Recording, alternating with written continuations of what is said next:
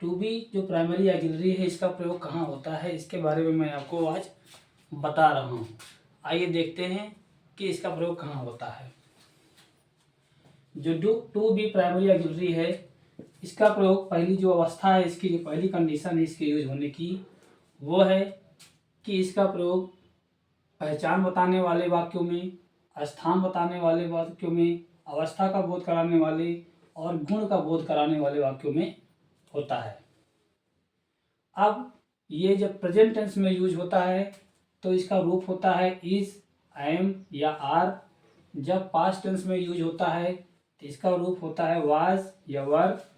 Future tense में जब इसका प्रयोग करते हैं तो इसका रूप होता है विल बी या शैल बी। ये इसके प्रयोग हैं, ये इसके रूप हैं। अलग अलग टेंस में, अलग अलग टाइम में इसके ये अलग अलग रूप प्रयोग में किए जाते हैं।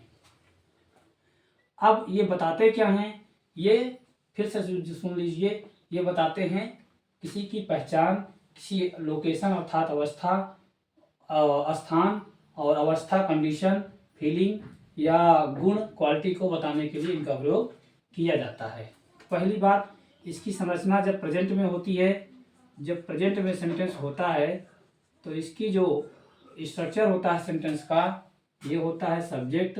सब्जेक्ट के बाद इज, एम या आर में से किसी एक का प्रयोग होता है। उसके बाद वो जो गुण होए, जो अवस्था है, जो स्थिति है, जो पहचान है, उसको, उसका प्रयोग यहाँ पे किया जाता है कॉम्प्लीमेंट के रूप में।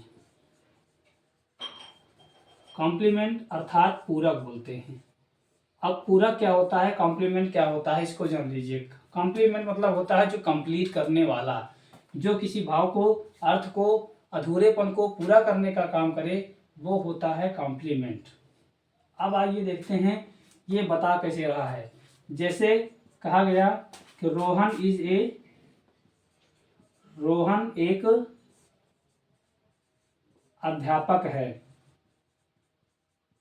रोहन एक अध्यापक है। अब इसका सेंटेंस हमें करना है, तो आप देख रहे हैं कि इसमें रोहन की पहचान बताया जा रहा है। तो ऐसी स्थिति में रोहन की पहचान बताया जा रहा है, तो इसी स्थिति में इसी हम वर्ब टू बी का प्रयोग करेंगे। चूंकि ये सेंटेंस जो है प्रेजेंट टेंस में है, इसलिए यहाँ पे वर्ब टू बी का कौन सा रूप लगेगा, इज, एम या आर वाला रूप यहाँ पे लगाएंगे। अब देखिए इसका स्ट्रक्चर ये है, तो इसके स्ट्रक्चर के अकॉर्डिंग इसको जब हम लगाएंगे तो यहाँ पे क्या लगाएंगे, यहाँ पे लगाएंगे रोहन। और चूंकि रोहन सिंगुलर नंबर है तो सिंगुलर के साथ इज लगेगा, प्लूरल के साथ आर लगेगा और आई के साथ एम का प्रयोग होता है या होगा।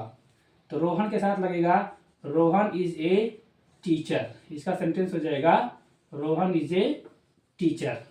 दूसरा सेंटेंस देख लीजिए। जैसे बताया गया कि मैं आज खुश हूं।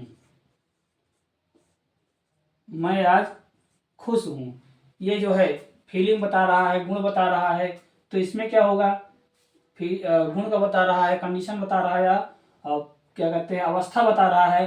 तो इसमें क्या होगा, तो हो जाएगा आई एम हैप्पी टुडे। एक सेंटेंस और देख लीजिए। जैसे दिया गया कि वह विद्यालय में है। वह विद्यालय में है, तो इसमें क्या हो जाएगा, इसमें हो गया he is in the school. अब ये सेंटेंस हो गए इसके प्रयोग के, इज, एम, आर के।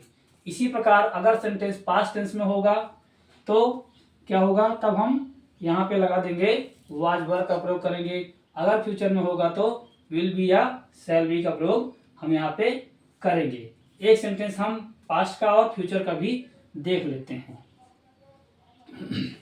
पास्ट का सेंटेंस कहा गया है, जैसे कि कहा गया कि दीपक एक ड्राइवर था। दीपक एक ड्राइवर था। अब ये जो है इसमें भी दीपक की पहचान बताया जा रहा है, उसके बारे में बताया जा रहा है। तो इसमें क्या किया जाएगा, क्योंकि यहाँ पे था आया तो हमने देखा कि ये पास्ट टेंस में चला गया। जब ये पास्ट टेंस में चला गया तो हम लगा देंगे दीपक। अब वाज और वर में से हमें एक लगाना है, तो दीपक, चूंकि दीपक सिंगुलर नंबर है तो वाज लगाएंगे, अगर प्लूरल होता तो वर लगाएंगे। तो ये हो गया दीपक वाज ए ड्राइवर, ये सेंटेंस बन गया। इसी प्रकार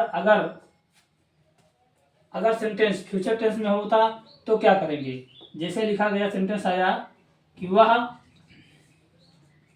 पार्टी में मौजूद होगा या मौजूद रहेगा। अब ये सेंटेंस क्या लिया, अब ये जो सेंटेंस है इसने जो है ये फ्यूचर टाइम के वक्त आपने देखा लास्ट में होगा या रहेगा आ गया, तो इससे क्या पता चला, इससे पता चला ये जो है फ्यूचर टाइम की बात कर रहा है, अर्थात फ्यूचर टेंस की बात कर रहा है। जब फ्यूचर टेंस की बात करेगा तो इसमें हम क्या करेंगे, इसमें हम विल बी या शैल बी का प्रयोग करेंगे।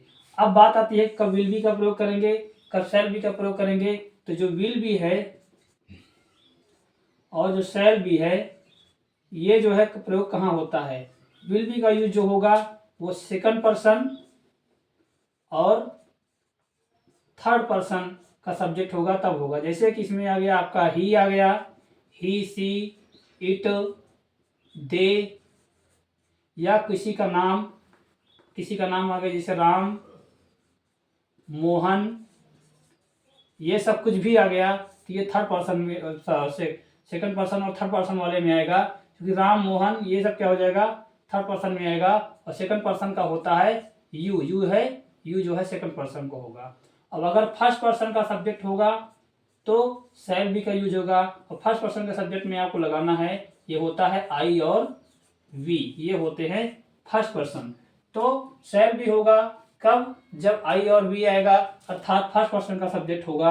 विल बी होगा तब जब सेकंड पर्सन और थर्ड पर्सन का सब्जेक्ट आएगा, अर्थात ही, सी, इट, दे आए, राम आए, मोहन आए, डॉग आए, कुछ भी आए तो ऐसे प्रयोग। अब यहाँ पे देखिए आप कि वह है, तो वह क्या हुआ, ही, वह मीन्स होता है ही, तो ही जो है थर्ड पर्सन का है, तो इसके अनुसार इसके अकॉर्डिंग हम क्या लगाएंगे will be. He will be present means होता है मौजूद, उपस्थित, present in the party, he will be present in the party, ये इसका प्रयोग हो गया। वर्ब टू बी का प्रयोग किस प्रकार से करते हैं, इसका प्रयोग करके सेंटेंस किस प्रकार से बनाया जाता है ये आपको मैंने बताया। धन्यवाद।